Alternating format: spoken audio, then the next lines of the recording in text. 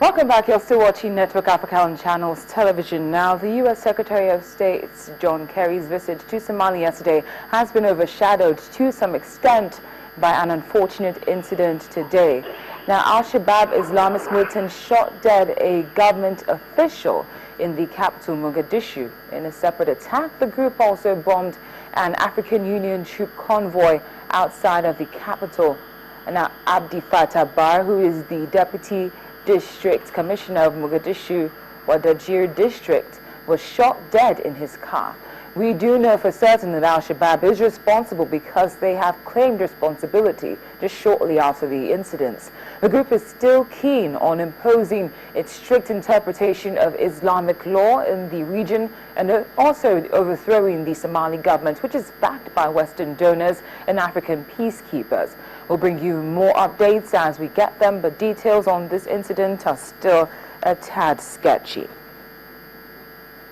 Now to more details, specifically what we're just talking we're just talking about with the Voice of America's Gabe Josler concerning the Dadaab camp.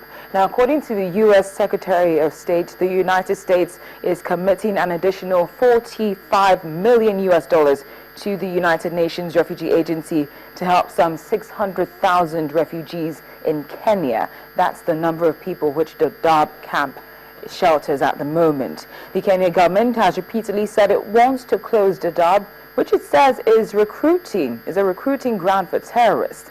The government made its strongest call yet to do so in April, but then it backtracked amid international criticism. Kenya has had troops in Somalia since as far back as 2011 and has become a key partner for the U.S. in efforts to disrupt militant cells in East Africa. When asked if he demanded that Dadaab be kept open, Mr. Kerry said no such demand was necessary because he and Mr. Kenyatta had a measured discussion of the challenges and the hopes to one day be able to close the camp. Mr. Kerry described his talks with Mr. Kenyatta as productive and including security matters, economic growth, and the July visit of President Barack Obama, which would be his first as president.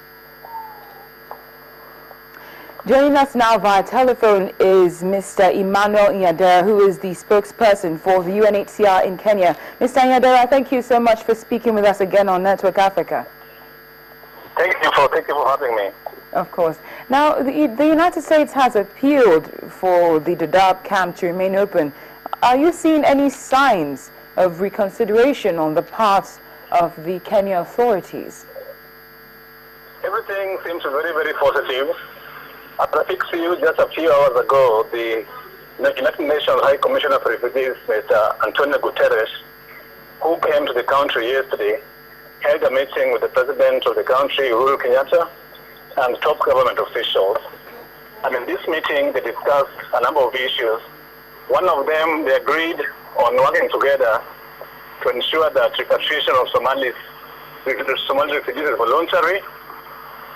And also they talked about the possibility of improving security in the camps and the areas around the camps. So far, everything seems to be... Oh, okay. So, Mr. Nyadera, you just spoke about security. What's the security situation in the two destination camps, I believe, where those who are leaving voluntarily are going to? Are things safe as regards security? The areas in Somalia, mainly southern part of Somalia, where the refugees are going back to, some areas are safe and some areas are not safe.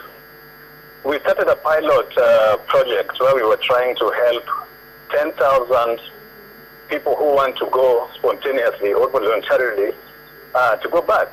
And so far since December, more than 2,000 have gone back.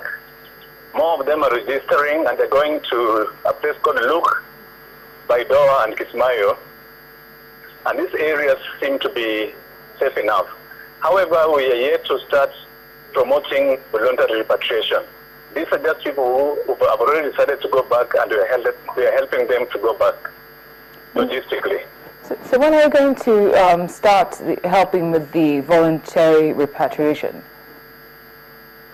We are still working. We signed a tripartite agreement with the government of Kenya and government of Somalia, that gives us a legal framework on how refugees are going back. So what we are doing now, like Mr. Guterres said, is appealing to the global community to try and create a situation in Somalia that will make people go back in a sustainable manner, so they don't go back and then they come back. So we have to ensure that we have things like schools, like hospitals in this part of Somalia, so that will encourage people who will feel safe to go back.